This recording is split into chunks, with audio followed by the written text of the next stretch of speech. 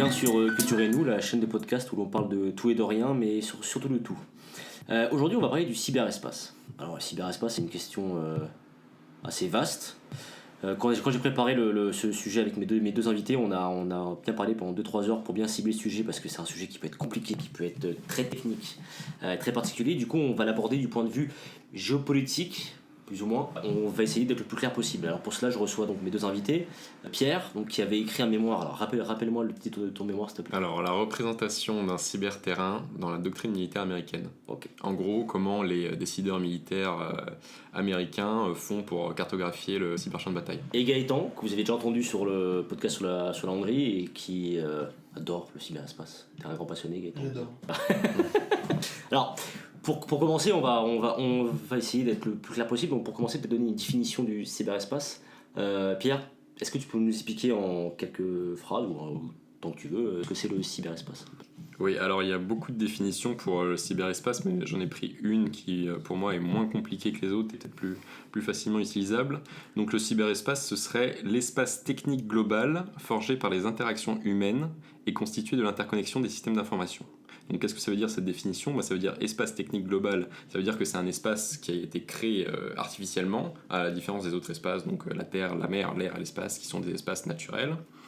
Forgé par les interactions humaines, c'est-à-dire que le but du cyberespace, c'est de faciliter la communication entre les êtres humains et constituer de l'interconnexion des systèmes d'information.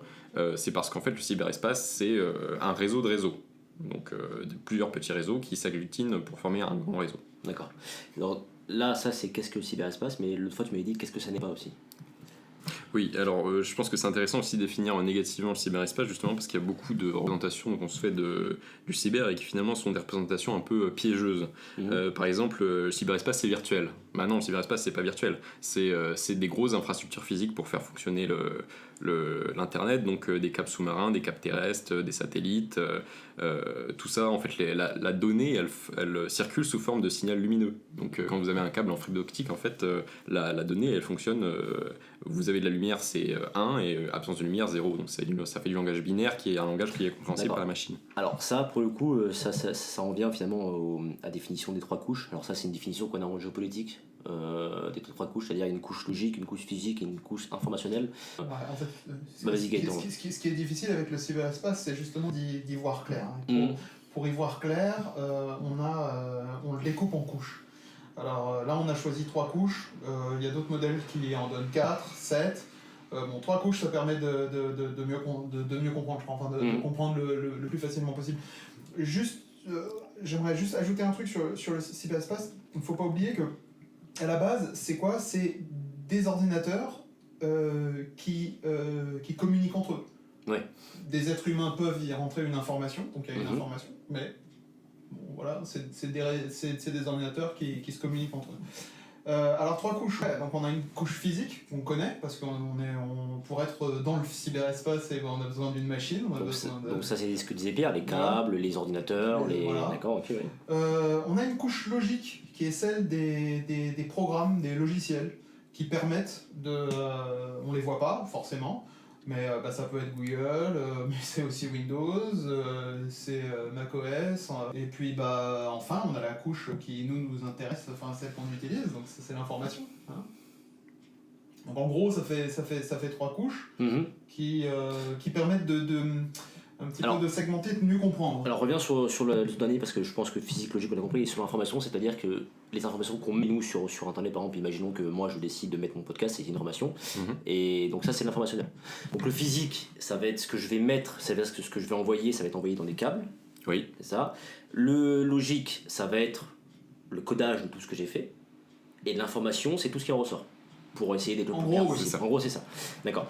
Alors, du coup, je pense que les auditeurs peuvent comprendre que là, ça pose des questions peut-être de géopolitique importantes, dans le sens où, dès qu'il y a une couche physique, donc les câbles, les ordinateurs, ça pose la question de la sécurité, de qui gère ces choses-là. qui gère finalement les câbles, qui gère les tu m'as dit qu'il y avait les câbles et les endroits où tu sais où toutes les informations sont. Oui, mais j'allais y venir vas-y, en ouais. fait. Parce que là, en fait, ce podcast, ce qui est important de comprendre, je pense, c'est que ce qu'on appelle le cloud computing, c'est-à-dire que les données qui sont hébergées sur le cyberespace sont hébergées dans un espèce d'endroit qui s'appellerait le cloud, qui serait indéfini, qui n'aurait pas de territoire, mais en fait, ça marche pas comme ça. En fait, par exemple, ton podcast, là, il va être hébergé sur un serveur. Ouais. Donc ce serveur, il sera dans un data center, et ce data center, ce sera un endroit bien précis, sur un territoire, et il répondra à des objectifs bien précis. Il aura, juridiquement, il dépendra de tel territoire, il aura besoin de telle énergie, sachant que les data centers, ça consomme beaucoup d'énergie, notamment en termes de refroidissement, et du coup, ça va engendrer un certain nombre d'enjeux géopolitiques liés justement à son positionnement, à des enjeux juridiques, des enjeux économiques, etc. D'accord. Donc ça, il y en a un peu partout dans le monde, c'est ça. Donc Oui. Pas chaque pays, mais en tout cas dans les grands pays européens. Je pense qu'en France, il y en a combien à peu près, on sait ou pas Je ne pourrais pas te dire ça, Bon. sachant qu'environ 80% des flux de données transitent par les États-Unis. En gros, 80% des données qui circulent sur Internet sont stockées aux États-Unis. D'accord. Donc, et les câbles, qui sont posés par qui? Les câbles, ils sont posés par des entreprises qui sont pas très connues, Oui. mais il y en a d'autres là en ce moment qui sont posés par Google, Facebook, etc. Mais en soi, il n'y a pas d'entreprise extrêmement connue qui pose des câbles. Et il n'y a pas de monopole sur la pose de câbles, il y a une multitude de petites entreprises. D'accord. Peut-être Gaëtan, tu vas réagir là-dessus, sur le fait. Bon, enfin, on a quand même deux gros acteurs pour la pose des câbles. Je crois qu'eux deux, ils ont 70-80% des câbles dans le monde. Donc c'est beaucoup. Évidemment, ils sont américains, comme disait Pierre. Et après, oui, il y a plein d'autres compagnies. Alors pourquoi est-ce que c'est important les câbles? On parle des câbles, c'est important les câbles parce que la compagnie qui a les câbles, c'est souvent elle qui les loue à des compagnies que nous on connaît comme, je sais pas moi, Deutsche Telekom, Orange, bref. Alors, souvent c'est Orange, Deutsche Telekom, il loue ses câbles. Mais celui à qui appartient le câble, il peut en faire ce qu'il veut. C'est-à-dire? Et c'est là où on s'avance un petit peu vers du Snowden, mais il peut l'écouter. D'accord. Voilà.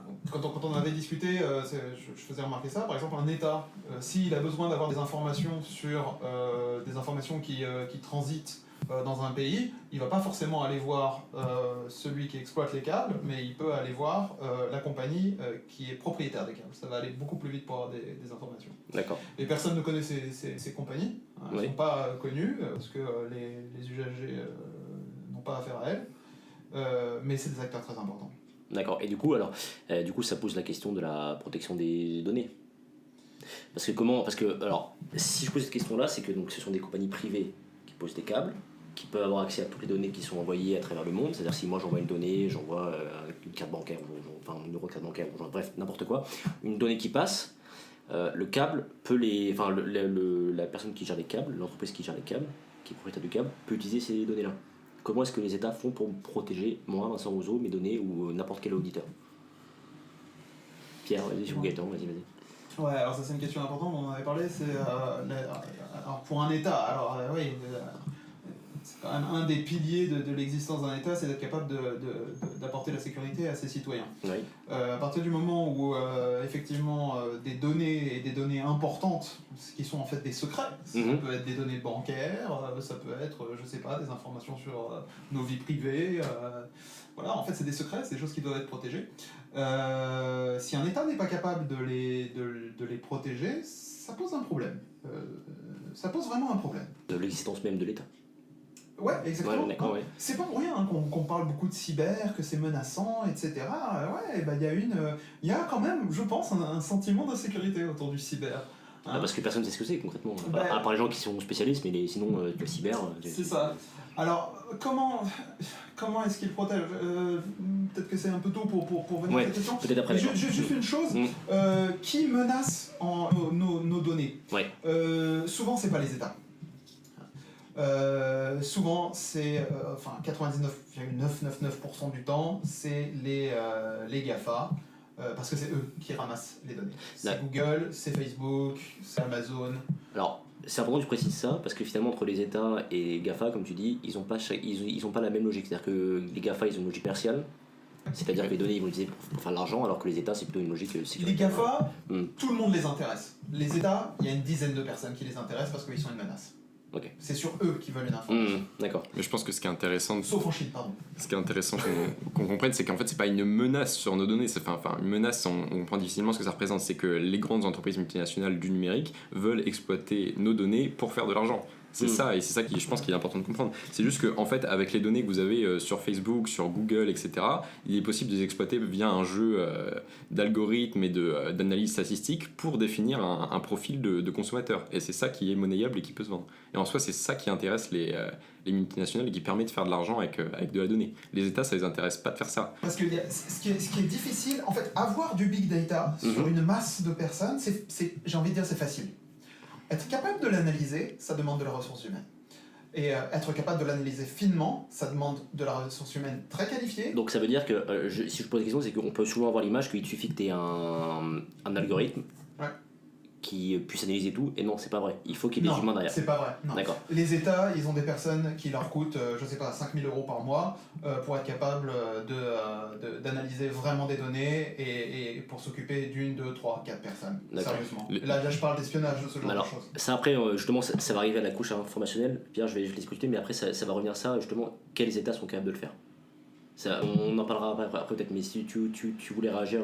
Moi, c'était plus sur l'intérêt des États à exploiter le big data, parce qu'en fait, le big data, ça peut servir à plein de choses, mais en termes de gouvernance pour les États. Et c'est à ce moment-là qu'ils vont accumuler de la donnée. Par exemple, ça peut servir à faire de la police prédictive, c'est-à-dire qu'ils vont remarquer qu'à telle heure, à tel endroit, il se passe toujours un délit. Et dans ce cas-là, ils vont dire, à telle heure, à tel endroit, il faut qu'on ait une force de police. Et en soi, c'est ça où se situe le potentiel pour les États de travailler sur le big data. Alors ça, la gendarmerie fait ça complètement. D'accord. Déjà, depuis un petit moment. Alors, du coup, donc là, on est parti... On pourrait ajouter beaucoup de choses Oui. encore. Ouais. Mais donc là, on est parti entre les différentes logiques qu'ont les multinationales et les États. Mais pour donner un exemple concret, est-ce que finalement un État a la capacité de, alors pas pirater, mais de contrebalancer une multinationale?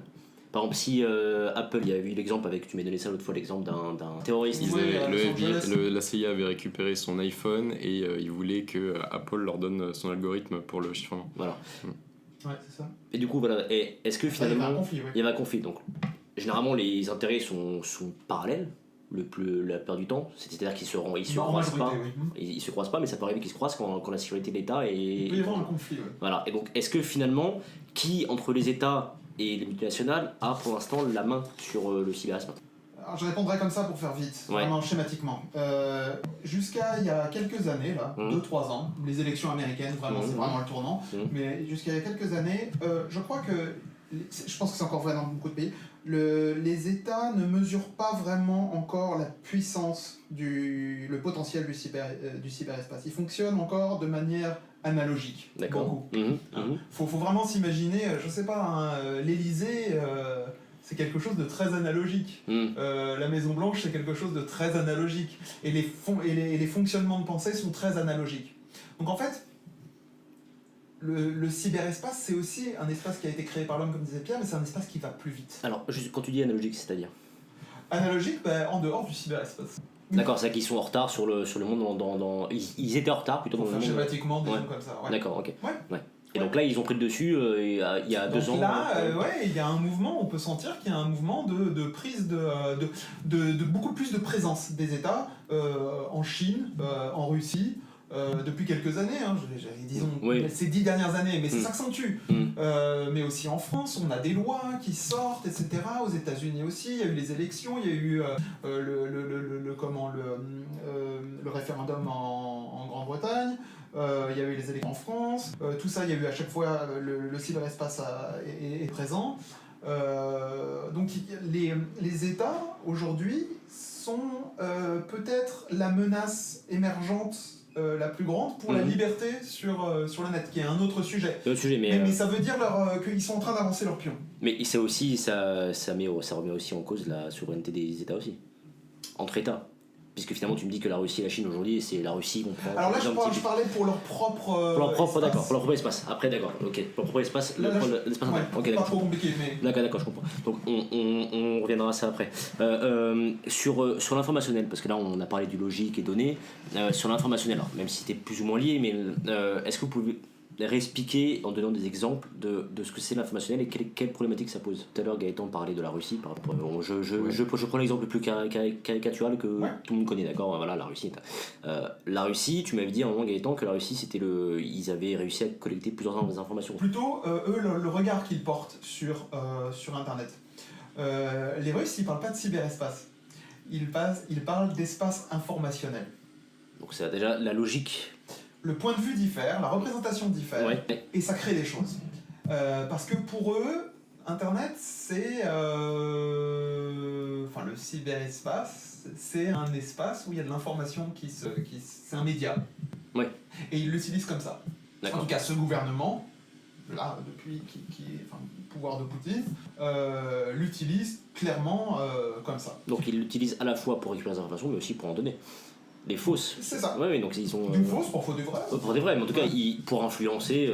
Mais absolument. Pour Il influencer. y a Mais ce qui est intéressant, c'est de voir justement peut-être la vision des différents États et des possibilités politiques qu'offre le cyberespace. Vous avez des visions tout à fait différentes. Par exemple, les États-Unis, sur lequel le système est très, très hégémonique, qui gère la majorité des affaires. D'ailleurs, Internet est une invention américaine à la base. Et ensuite, il y a eu le coup de tonnerre de l'affaire Snowden. Et là, on a vu d'autres États. Est-ce qu'on peut rappeler l'affaire Snowden, ce qui s'est passé en quelques mots pour que les auditeurs comprennent ce qui s'est passé un peu? Alors, l'affaire Snowden, c'est la captation massive de données par la NSA, du coup, qui est une agence de renseignement américaine. Quand on parle de captation massive de données, c'est des informations de particuliers. On a dit tout à l'heure que la majorité des câbles et la majorité des données transitaient par les États-Unis parce que simplement la majorité des data centers sont situés aux États-Unis. Et en fait, ce flux de données qui allait vers les États-Unis, ça permettait à la NSA de capter ces données et de pouvoir les exploiter ensuite via des systèmes dont on a parlé tout à l'heure. Et du coup, en fait, l'affaire Snowden, c'est ça, c'est Snowden qui est du coup un lanceur d'alerte qui a dit regardez ce que font les États-Unis, c'est totalement immoral, etc. Et en fait, cette affaire Snowden, elle a enclenché une prise de conscience parmi les autres États de ce qu'on pouvait faire avec le cyberespace. Et à partir de ce moment-là, vous avez d'autres États qui se sont dit, qui ont remis en cause l'hégémonie américaine en disant il faut protéger notre souveraineté, il faut empêcher les États-Unis d'avoir une hégémonie sur cet espace. Et du coup, vous avez des stratégies différentes qui se sont développées, donc majoritairement la stratégie russe et la stratégie chinoise, qui est que leurs données, principalement, restent chez eux. En Chine, par exemple, vous avez plein d'entreprises, mais c'est aussi pour des raisons juridiques, parce que quand vous avez une entreprise de votre nationalité, enfin une entreprise à cause de l'extraterritorialité du droit américain, si vous avez une entreprise américaine implantée sur votre territoire, les États-Unis ont droit de regard sur cette entreprise. Donc ce qu'ont fait les Chinois, c'est qu'ils ont créé des entreprises parallèles aux grosses entreprises numériques américaines pour pouvoir avoir une souveraineté totale. Comme Facebook par exemple, c'est ça ou... Oui, vous avez l'équivalent chinois de Facebook qui s'appelle, je sais plus comment. Vous avez Baidu qui est le Google chinois, vous avez Alibaba qui est l'Amazon chinois, et du coup voilà, ils ont créé plein de proxys d'entreprises américaines en Chine pour pouvoir bénéficier de cette souveraineté. Et en Russie, pareil, vous avez plein de data centers. Ils sont en train de développer pas mal de data centers en Russie pour pouvoir conserver les données et qu'elles ne circulent pas par les États-Unis. Oui, et puis ils ont leur propre Facebook, entre guillemets, Oui, leur voilà. propre moteur de recherche. Donc ça en fait c'est ces actions là, c'est-à-dire de créer finalement un cyberespace interne, je sais pas si c'est le bon terme, mais oui, ce serait des gros intranets en fait. On parle du grand intranet chinois d'ailleurs, pour faire l'analogie. C'était en réaction aux États-Unis. C'est ça. Par peur de la, enfin entre autres, mais moi, je me pas que. méfie de cette histoire Snowden. J'ai pas dit que c'était pas pour la Snowden, mais Ouais. c'était en réaction par rapport aux États-Unis. Et la Russie et la Chine se sont dit on est quand même des grandes puissances, c'est pas eux qui vont tout diriger. L'hégémonie américaine était déjà remise en cause avant Snowden, mais Snowden ça a vraiment mis un coup de pied dans la fourmilière.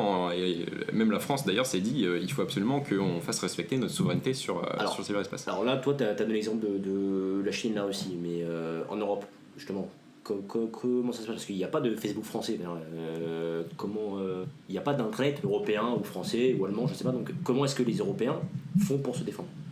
Mais les Européens, ils n'ont pas en fait cette logique de on va nationaliser, en quelque sorte, c'est pas le mot, mais notre Internet. La position des Européens, c'est il faut transférer l'hégémonie américaine vers une gouvernance par les institutions internationales. Ouais. Et en gros, ce serait du coup une gouvernance qui serait commune avec d'autres pays. Et d'ailleurs, c'était la position qui était défendue par le Brésil après l'affaire Snowden, étant donné qu'ils ont organisé une grosse conférence mondiale sur la gouvernance de l'Internet. Et là, le Brésil a dit non, mais il faut arrêter que ce soit les Américains qui continuent à tout gérer. Il faut que ce soit une gouvernance commune entre les États, via une organisation internationale. Mais ça, du coup, les Américains, ils ont refusé, ils ont accepté. Alors, les Américains ont refusé, mais c'est surtout en fait les entreprises, enfin les GAFA, en fait, Google, Amazon, Facebook, Apple, qui ont refusé parce qu'ils avaient peur en fait que en fait, la puissance d'Internet actuellement, c'est que c'est un système global. Et en fait, ils avaient peur qu'avec ça, le système se fragmente et que ça crée des gros intranets qui seraient plusieurs petits marchés et où du coup il y aurait. De marché, C'est ça, c'est une histoire de pognon. Hein. Vraiment, c'est très schématique, mais quand même, on peut quand même dire, si on devait désigner un gros méchant, entre guillemets, dans le cyberespace, c'est eux, c'est les GAFA. Hein. C'est les GAFA, d'accord. Même les États-Unis, je veux dire, encore une fois, bon. Mais du coup, voilà, alors si c'est les gros méchants, c'est les GAFA dans les États-Unis, Bon, comment. C'est vraiment bête de dire ça. Oui, non, mais pour pour schématiser, du coup, ça revient à la question que je pose au début. Comment est-ce que. On prend exemple français. Hein, comment les États se défendent. Comment on prend l'exemple de la France. Comment est-ce que la France ferait-elle pour se défendre, pour protéger les données des citoyens français? D'accord, soyons clairs, il n'y a pas vraiment de bonne solution. Déjà, Ouais. d'une, ils peuvent pas te défendre si c'est toi qui donnes tes informations. Ok, bon. Ça, je suis désolé, mais Facebook, les GAFA, ils gagnent parce qu'on leur donne bien volontiers une multitude d'informations. Bon, ok, certes. Donc là, ils peuvent pas te défendre. Je repose ma question, pour essayer d'être plus clair. Parce que là, on a parlé de ça, mais on peut parler aussi des pirates, des virus. Alors, quelles sont les menaces? Oui. Voilà, sachant Faut attendre, ouais. sachant que c'est les GAFA qui possèdent qui collectent toutes nos données en majorité, et les États, et comme tu l'as dit, collectent les données de 10 personnes, parce que c'est ces personnes-là qui mettent Schématiquement, mais schématiquement, oui. voilà. Et imaginons qu'il y ait un pirate, je sais pas, de n'importe quel pays qui arrive à pirater Facebook et à récupérer les données. Du coup, c'est quand même les États qui, cette fois, vont devoir nous protéger. Et c'est plus les GAFA. Absolument. Alors, comment font les États cette fois? Juste une précision. Vas-y. Donc, les États collectent les données de tout le monde et ils analysent les données de 10. Enfin, D'accord. les Américains, c'est eux qui sont capables de ça. Et pourquoi mais c'est ils ont des amis aussi. et pourquoi c'est eux qui sont capables de ça? Oh parce que c'est eux qui ont 99% ou 90% des logiciels, c'est ce que disait Pierre. Ouais, les câbles, les sociétés de câbles sont américaines. Pour se défendre, en fait, quelles sont les menaces? La menace numéro 1, ce serait l'attaque d'un État qui utiliserait des outils très perfectionnés pour détruire des infrastructures vitales d'un autre pays. Là, on parle de l'eau, on parle d'énergie. Si c'était le cas, ça, très probablement, le pays qui serait victime d'une telle attaque le prendrait comme un casus belli. D'accord. Si un État s'en prend aux infrastructures vitales d'un autre pays, c'est un acte de guerre. Si c'est des hackers, là ça peut être... Bon là on part dans plein de scénarios. Ouais, ça donc peut ça, être c'est un pas... adolescent butonneux, ça peut être un groupe de mafieux, bon bref. Ah, ok. Comment on se défend? C'est vraiment très difficile, mais je vais juste décrire un moyen de se défendre. Enfin, une chose qui est très importante, c'est la communication. Comme Internet, comme le cyberespace, c'est un espace où l'information va très vite. Il faut pouvoir réagir extrêmement vite. Ce qui est très difficile pour des décideurs dans les démocraties qui sont des... C'est lent, Oui, c'est lent. ouais. Hein. On a quelques minutes pour essayer de chercher d'où vient l'attaque, s'il y a une attaque qui a été faite. Et on a besoin d'un réseau le plus complet possible avec d'autres pays, donc de collaborer avec d'autres pays, avec des gens qui sont compétents, donc des informaticiens, j'ai envie de dire des espions qui sont spécialisés dans l'informatique, qui vont être capables de se communiquer très vite. Pourquoi? Parce que j'ai une attaque en France, je sais pas moi, j'ai une attaque sur une centrale nucléaire. Et tout d'un coup, donc, je vois que mais cette attaque, elle part de Auchan aux Pays-Bas. Bon, il faut être capable d'appeler les collègues aux Pays-Bas et de leur demander qu'est-ce qui se passe sur votre serveur Auchan aux Pays-Bas. L'attaque, elle est vraiment partie de là? Ah non, elle n'est pas partie de là, elle est partie de Singapour. Là, il faut pouvoir avoir des gens à Singapour pour pouvoir les appeler tout de suite. Là, ils vont te dire non, c'est pas Singapour, c'est la Chine. Et en Chine, ils vont te dire mais non, mais c'est pas en Chine, en fait, c'est chez vous, c'est en France. Ouais. Parce que, pour préciser, c'est qu'un hacker, quelqu'un qui attaque, peut se retrouver en Russie et prendre le contrôle d'un ordinateur en France.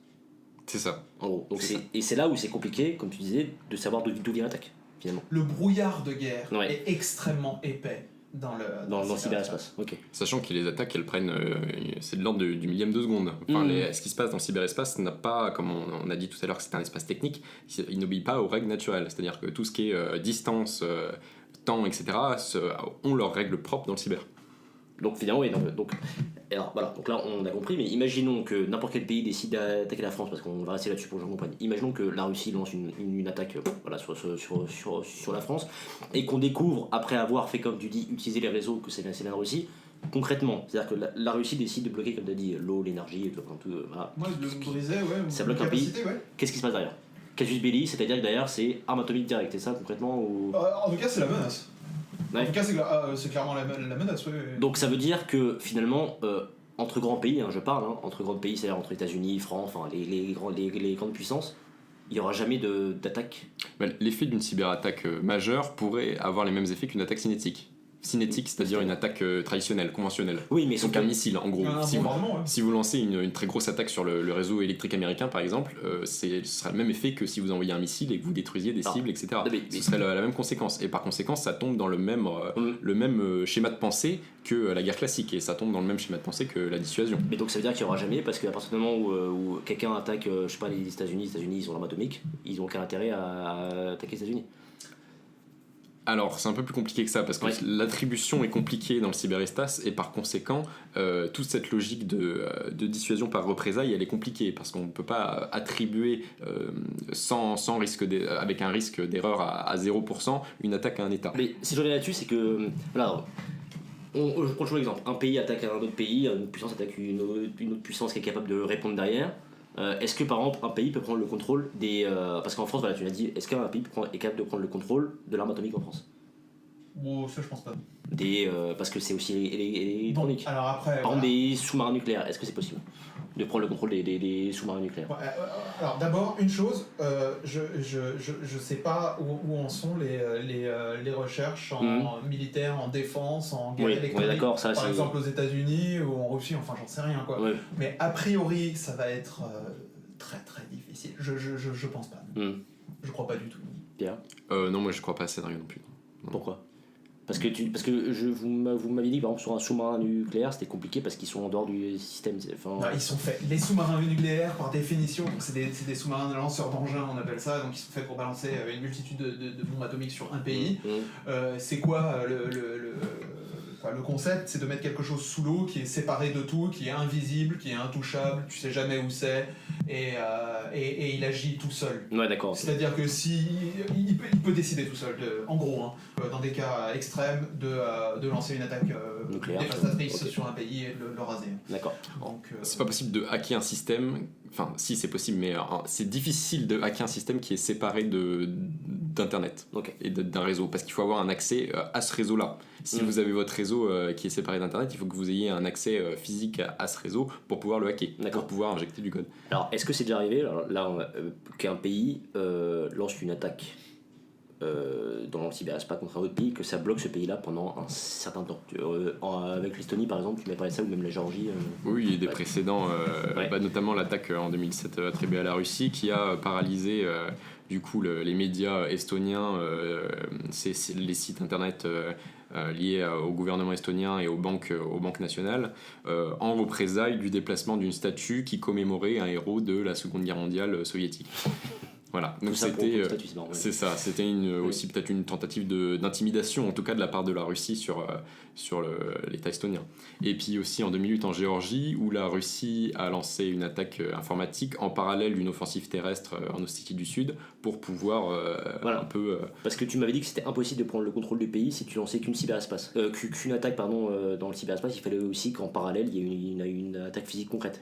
On peut envisager tous les scénarios. Enfin, une attaque informatique massive pourrait causer des dégâts considérables, mais en tout cas, ce qui est intéressant aussi avec le cyberespace, c'est les possibilités combinées en fait qui permettent de développer une opération militaire à la fois dans le cyberespace et à la fois sur l'espace physique. Donc là, les Russes, ils ont attaqué, en même temps, ils ont paralysé les communications avec une grosse cyberattaque. Aussi, les Israéliens, ils réfléchissent à ça, et dans leur doctrine, par exemple, ils envoient une cyberattaque pour paralyser les défenses antiaériennes, et ensuite, ils envoient leurs bombardiers. D'accord. Alors, est-ce que on sait aussi que les États-Unis ont utilisé ça contre l'Iran il y a 3-4 ans. Alors, est-ce que vous pouvez réexpliquer comment ça s'est passé? L'Iran développait, selon les Américains et les Occidentaux, développait la bombe nucléaire. Mhm. Bon, c'est quoi le grand problème autour de ça? C'est pas que l'Iran en soi ait la bombe nucléaire, mais c'est que si l'Iran l'a, alors l'Arabie Saoudite va le vouloir, etc. Et que le Moyen-Orient, C'est une poudrière. Oui. ouais, c'est un petit peu tendu comme zone, et mettre des bombes atomiques là-dedans, déjà il y a Israël, bon, c'est. Voilà, Pour comprendre, réécouter le podcast sur le Moyen-Orient. Vas-y, écoute. voilà, donc, a priori, ce qui s'est passé, on sait. Donc, moi, je prends toujours beaucoup de Bien sûr. De pincettes. Ouais, de précautions. Mais a priori, donc ce serait Israël avec les Américains qui aurait développé un espèce d'hypervirus qui s'appelait Stuxnet, qui a agi sur une partie bien précise des équipements qui permettaient d'enrichir l'uranium, les centrifugeuses, et qui peu à peu les dégradait. Mhm. Pour revenir aux attaques, c'est la même chose. Le cyberespace n'est jamais déconnecté du reste. En même temps qu'il y avait ces attaques avec un virus informatique extrêmement sophistiqué, militaire, en même temps, il y avait des physiciens et des scientifiques de renom importants en Iran qui se faisaient assassiner. Par. Ah bah... Ça veut dire on pourrait penser que c'est assassiné par les Israéliens américains. Oui, très probablement, quelque chose comme ça. Ok. Donc voilà, et comme en Géorgie, on envoie l'attaque cyber, mais on envoie aussi une attaque électronique, et puis on envoie du cinétique aussi. C'est une dimension. D'accord. Moi, ce que je trouve qui est intéressant avec Stuxnet, c'était la dimension furtive de l'attaque. C'est-à-dire que les Iraniens, ils ont mis 2 ans avant de se rendre compte qu'en fait, ils avaient été infectés par un ver informatique qui dégradait leur centrifugeuse. Et par conséquent, en fait, le virus avait une dimension où il falsifiait les écrans de contrôle pour faire apparaître que tout se passait bien.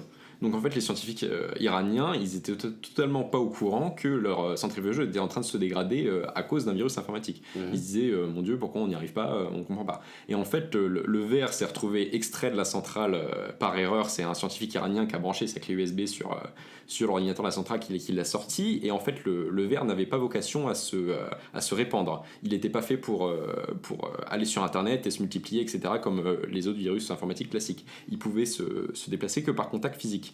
Et là, en fait, donc il a été extrait du système informatique de la centrale, et il s'est retrouvé, après plusieurs jeux de déplacement, etc., dans les mains d'une compagnie antivirus russe qui s'appelle Kaspersky, qui là a dit « Oh mon Dieu, on se retrouve devant un virus informatique d'une complexité inimaginable, avec un code qui fait 50 ou 60 fois, je sais pas, je connais pas les chiffres, plus que les lignes de code d'un verre informatique classique », et ils se sont dit « Mais qu'est-ce que c'est que ça, quoi ?» Et en fait, c'est à partir de là qu'ils se sont dit « En fait, c'est une attaque étatique des États-Unis sur l'Iran contre le programme nucléaire iranien. » Et ça, après, ça a permis de négocier des accords avec l'Iran, derrière, concrètement. Parce que les Iraniens se sont rendus compte qu'ils pouvaient être... D'accord, ça c'est mon interprétation de Gaëtan. En général, les États, quand ils sont sur des négociations qui sont difficiles, c'est ça, on essaye d'arriver à la table avec le plus d'arguments possible. Hein, donc c'est pas très difficile d'imaginer que ça servait à ça. Alors, juste encore 30 secondes. Toi, tu pensais que c'était une réussite, et toi, tu pensais que c'était pas une réussite. Pourquoi, en quelques mots, tu pensais que c'était pas une réussite, Pierre? Ouais, moi je pense que Stuxnet, c'est pas une réussite, c'est une demi-réussite, plutôt un demi-échec, je préfère ce terme-là, tout simplement parce que les États-Unis et Israël ont mis beaucoup de moyens pour développer ce virus, du temps, des talents, des ressources humaines, etc., pour pouvoir le développer, et finalement il aura ralenti de 2 ans le programme d'enrichissement d'uranium iranien. Donc en soi, est-ce que les ressources qui ont été dépensées pour le gain étaient site était bénéfique, ce soit avéré bénéfique. Ouais, voilà, ce soit avéré bénéfique. Moi je pense pas. Je pense que en fait le virus devait pas être extrait et il ne devait pas être découvert et rester plus longtemps dans l'installation iranienne pour pouvoir être plus bénéfique. Ouais. Gaëtan, quelques mots. Pour toi, tu penses que c'était une réussite? Parce que okay. La première dimension, c'est que c'est extrêmement impressionnant. Là, quand il faut s'imaginer les Iraniens, là il y a 8 ans, ils sont devant ça, ils sont nus. Et sachant que ils savent rien faire contre ça. Là, quand même, ça montre la vulnérabilité. Mais ça revient un peu à ce qu'ont fait les Russes sur les Estoniens. Là, tout d'un coup, les muscles, on les voit. On se rend compte qu'on est vraiment, vraiment nus, quoi. Et pourquoi c'est une interprétation. Oui, je pense que c'est ce qui a permis aux Américains, à l'administration Obama, un petit peu plus tard, de faire un deal, comme ils disent, avec les Iraniens au sujet du nucléaire. Deal qui vient de voler en éclats. Oui, bon. Mais oui, je pense que ça joue. Je pense que ça joue, ouais. D'accord. Alors, je vous remercie les gars de ces explications sur un peu le cyberespace. Alors vous voyez, c'était très schématique parce que c'est une question tellement complexe qu'on pourrait passer des heures et des heures et des heures et des heures. On a essayé d'être le plus clair possible, le plus schématique possible pour que vous compreniez ce que c'est le cyberespace et ce que ça implique, et que finalement le cyberespace, c'est devenu un champ de guerre comme un autre. Les gars, je vous remercie. Ouais, merci. C'était super intéressant. Surtout n'oubliez pas, la culture n'est pas un luxe, c'est une nécessité. Et puis je vous dis à une prochaine fois et je vous souhaite une bonne soirée, une bonne journée. Salut.